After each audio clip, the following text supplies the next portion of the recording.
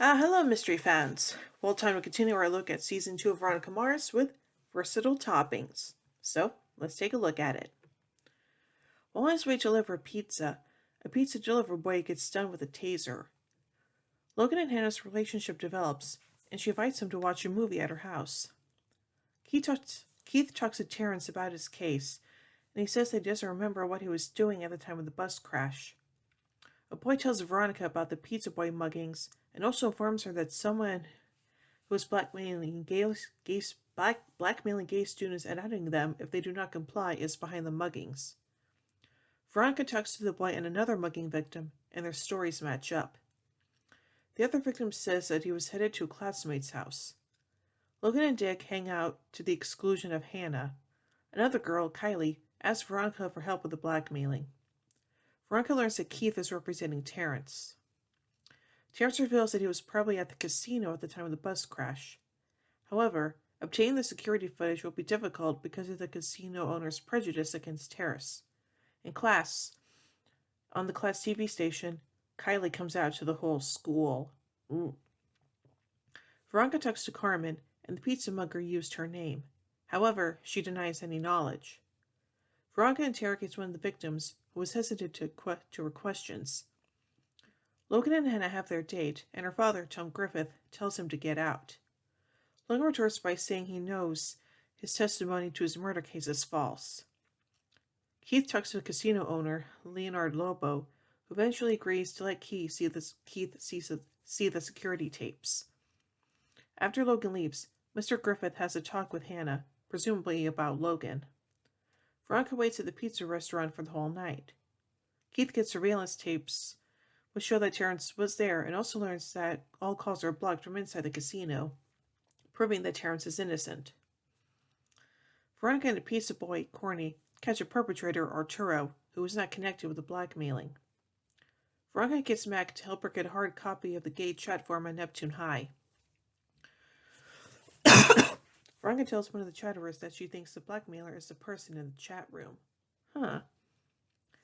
Hannah tells Logan that she knows about the Felix Toombs case, and Logan provides the evidence he knows against his guilt. Terrence tells Keith that his reputation will be damaged if it was found out that he was in a meeting with the casino owner. Veronica goes into the car with one of the victims she talked to earlier, and he admits to being part of the scheme. Hannah checks her father's messages and belongings, and they match up with what Logan was saying about her father's cocaine addiction and connection with the Fitzpatricks. Kylie was actually behind the whole scheme in order to save money for college.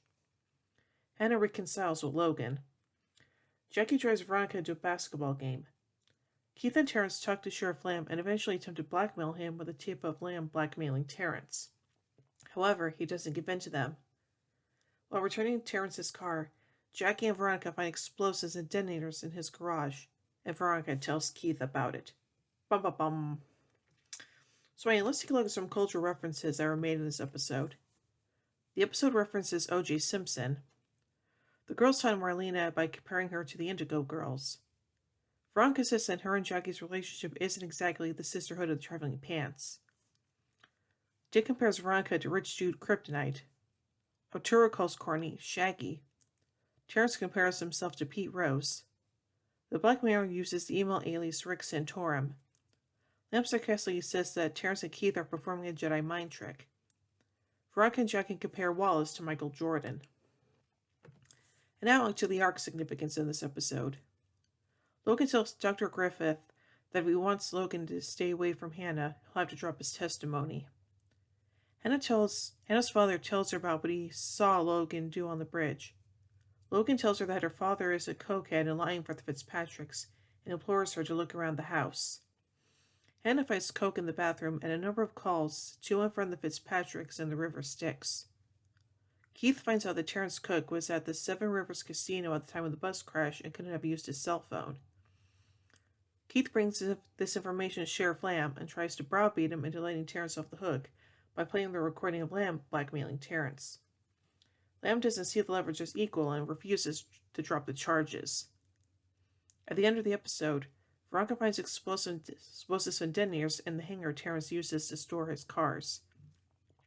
It is mentioned that Peter Farrer was a member of the message board and that one of his last posts was about a very big outing to occur in Neptune. And now onto the music card in this episode. On the 54 by the Dandelions, This Machine Alone by the Fighting Brothers McCarthy, Cinema Sky by Karen Brennan, and I Don't Know by Star Sealer. And now finally onto the production of this episode. Versatile Toppings was written by Phil Klemmer and directed by Sarah Pia Anderson, marking Klemmer's 9th writing credit and Anderson's 2nd and final directing credit. The episode features a guest appearance by Kristen Cavallari, who plays Kylie, a closeted lesbian cheerleader about whom it is eventually learned that she was the perpetrator in the case of the week.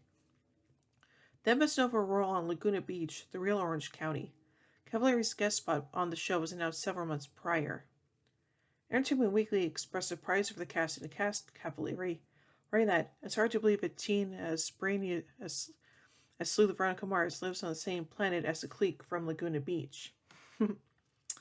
So overall, this is a pretty enjoyable episode, and I like the fact that it does kind of continue on the plotline of the bus crash and figuring out what happened. So, yeah. So overall, I give Versatile Toppings 4 marshmallows out of 5. Well, tune in tomorrow as we take a look at The Quick and the Wed. So, until then, remember everyone, the game's afoot.